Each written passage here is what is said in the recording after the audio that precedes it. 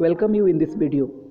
यह video class 10th UP board के prose का फर्स्ट चैप्टर से रिलेटेड है। सबसे पहले तो मैं आपको इस वीडियो के बारे में बता दूं।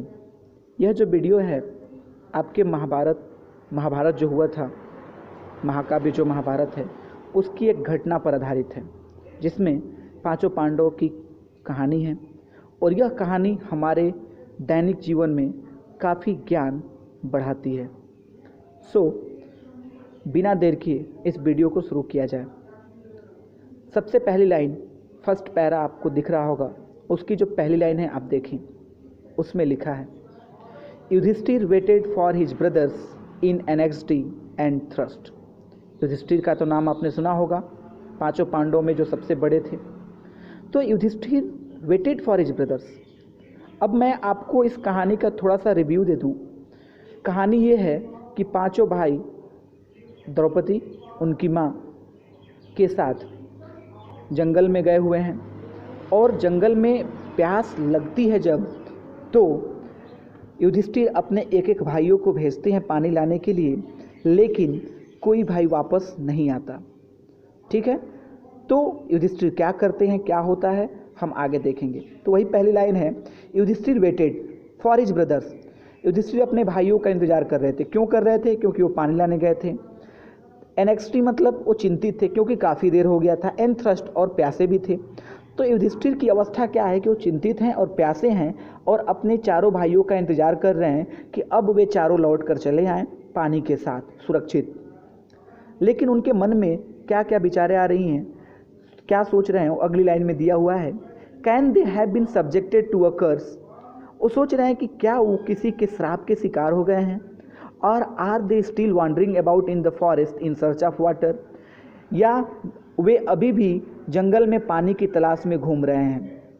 कैन दे हैव फेंटेड और डाइड ऑफ थ्रस्ट। उनके दिमाग में ये भी विचार आ रहा है कि can they have fainted, fainted का मतलब होगा मूर्छित होना, बेहोश होना, और डाइड ऑफ थ्रस्ट, या फिर वो प्यास से मर गए हैं। उनके दिमाग में ये ख्यालात आ रहे हैं कि क्या वो बेहोश हो गए हैं, मूर्छित हो गए हैं, या प्यास से मर गए।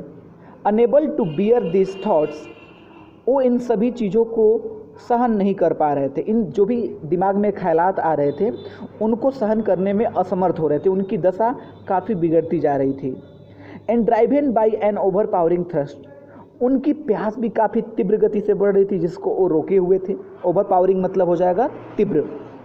ही गेव अप वेटिंग, उन्होंने अपने भाइयों का इंतजार करना क्या किया, छोड़ दिया।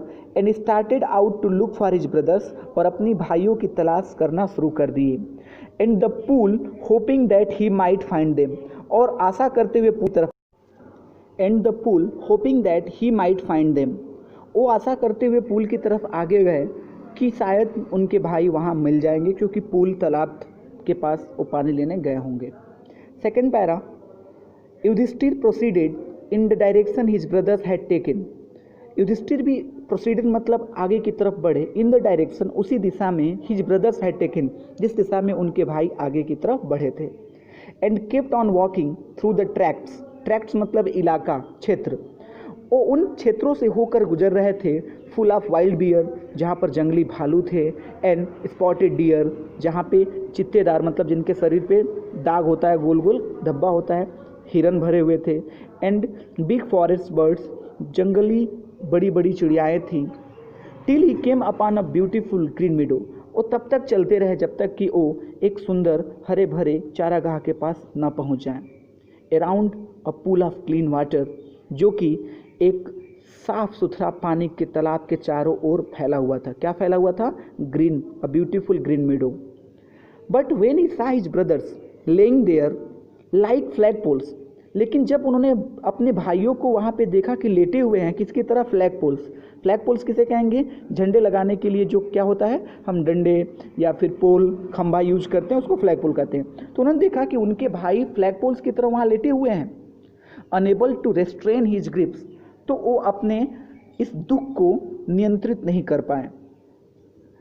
And lifted his voice and wept, lifted his voice मतलब अपनी आवाज़ जोर जोर से करके, चिल्ला करके वो रोने लगे। He touch the face of Bhim and Arjun, उन्होंने अपने भाई अर्जुन और भीम के चेहरे को छुआ। As they lay so still and silent, जैसा कि वो बिल्कुल गंभीर और शांत होकर लेटे हुए थे, एंड मॉन्ड और बिल्कुल मुरझाए से लग रहे थे। Was this to be the end of all our woes, woes मतलब यहाँ पे होगा कसम, शपथ। क्या हमारे सारे शपथ का, सारे कसमों का आज यहीं पे अंत हो जाएगा? Just when our exile is about to end, exile मतलब होता है वनवास।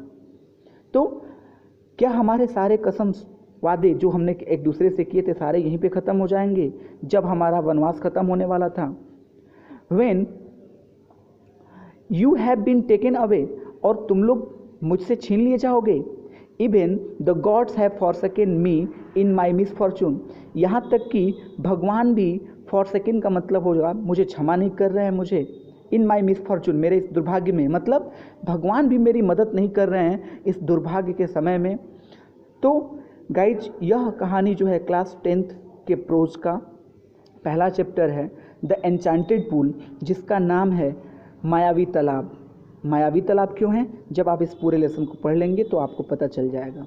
ठीक है, इसके आगे अगले वीडियो का आप वेट करें और आप नोट्स भी बनाते रहें। जो हार्ड वर्ड्स हैं उनका मीनिंग मैं वीडियो के बीच में बताता जा रहा हूँ, आप उसको नोट्स करते रहें। Thanks for watching this video, wait for the next one, bye.